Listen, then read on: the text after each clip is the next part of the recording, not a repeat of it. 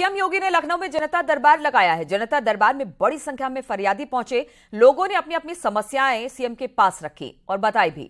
CM योगी ने सभी लोगों की समस्याएं सुनी और मौके पर ही अधिकारियों को निर्देश भी दिए कि जल्द से जल्द इनकी समस्याओं का निपटारा किया जाए। सीएम योगी ने समस्याओं के समाधान के लिए तेजी से कदम उठाने के निर्देश भी इन अधिकारियों को दिए हैं। तो लखनऊ में मुख्यमंत्री ने जनता दरबार लगाया, जहां पर भारी तादाद में फरियादी पहुंचे। अपनी अपनी समस्याओं को लेकर एक एक कर मुख्यमंत्री ने सभी की समस्याएं सुनी है, उनकी अर्जियों को लिया है, अधिकारियों को सौंपा है और साथ ही अधिकारियों को ये निर्देश भी दिए हैं कि जल्द से जल्द इन लोगों की समस्या का समाधान किया जाए। मुख्यमंत्री अक्सर इस तरह से जनता दरबार लगाते रहते हैं। और लखनऊ से खबर, जहां पर बुलियन कारोबारी पर छापे का मामला, कारोबारी संजीव अग्रवाल को लेकर बड़ा खुलासा हुआ है। 50 करोड़ की सोना तस्करी का खुलासा हुआ है। बता रहे हैं सूत्रों के अनुसार सोना तस्कर से तार जुड़ने के सबूत भी मिले हैं। एफआईआर की तैयारी अब डीआरआई कर रही है।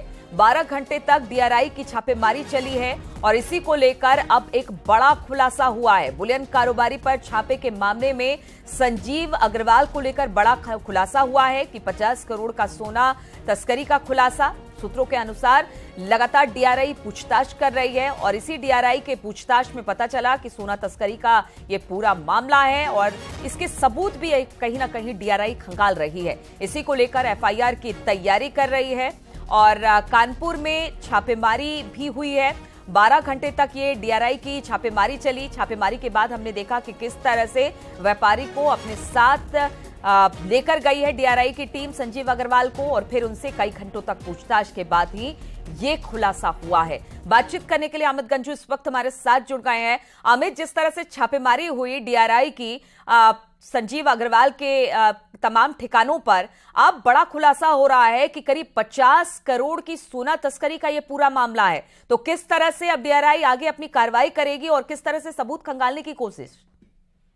देखिए, मैं आपको बताना चाहूंगा कि Nepal to Calcutta and Calcutta to Kanpur, ये एक पूरा सीरीज जो इनके पास इनपुट मिला था, उसके आधार पर डीआरआई की 15 सदस्यीय टीम ने एक साथ छापेमारी की कानपुर के नयागंज के उस संजीव अग्रवाल के यहाँ, जिसके अपने 3 प्रतिष्ठान है। उन 3 प्रतिष्ठानों की अगर बात की जाए तो ताबड़तोड़ छापेमारी की गई। 7 से ज्यादा फाइलों को इकट्ठा किया गया और उनको अपने साथ ले गए। जो हमारे सूत्र बताते हैं, उनके जो तार हैं आगे जिन लोगों से जुड़े उन तक पहुंचने का प्रयास किया। प्रथम दृष्टि अगर बात की जाए, 50 करोड़ की सोने की तस्करी का मामला सामने आया, जो अब तक का सबसे बड़ा मामला डीआरआई इस सेशन का बता रही है। क्योंकि कहीं ना कहीं जिस प्रकार से सोने की तस्करी हुई, ये सोना का माल अमाउंट कहां से आया है, क्या है, इन फर्मों का क्या लाइनअप है, किनके पैसे जो है, रनर्स कौन है, इनके फॉरवर्डर्स कौन है, अंबे ज्वेलर्स और बिलेंस मर्चेंट्स का उनसे क्या कांटेक्ट है। क्योंकि जिस प्रकार से अन्नपूर्णा भवन में ये पूरा ऑफिस चल रहा था, देखने में तो 3 या 4 कमरे थे, लेकिन जिस प्रकार से सोने की पूरी गांठ, सोने की ब्रिक्स, सोने के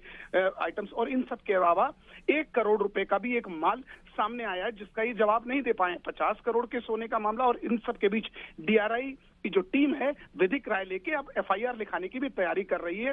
और जो हमारे पास सोर्सेज का है कि अगले कुछ घंटों में ये एफआईआर लिख ली जाएगी और इनके अलावा वो तार जो नेपाल से चल के कलकत्ता, कलकत्ता से मिर्जापुर और मिर्जापुर से होते हुए कानपुर के नयागंज, कानपुर के स्वरूप नगर, तिलक नगर, आर्य नगर, यहाँ तक के पांडव नगर, शारदा नगर, गीता नगर, इंद्रपुरी, ऐसे तमाम क्षेत्र हैं जहां से उनके कॉन्टैक्ट्स हैं। बिल्कुल, तो डीआरआई अब सबूत तलाशने की कोशिश कर रही है और इसी को आधार बनाकर एफआईआर दर्ज होगी और आगे की कार्रवाई आगे बढ़ेगी। बहुत बहुत शुक्रिया आपका अमित जी हमारे साथ जुड़ने के लिए। रुकेंगे छोटे से ब्रेक के लिए, जल्द हाजिर होंगे। ये है न्यूज़ 18 नेटवर्क। आप देख रहे हैं न्यूज़ 18 उत्तर प्रदेश उत्तराखंड।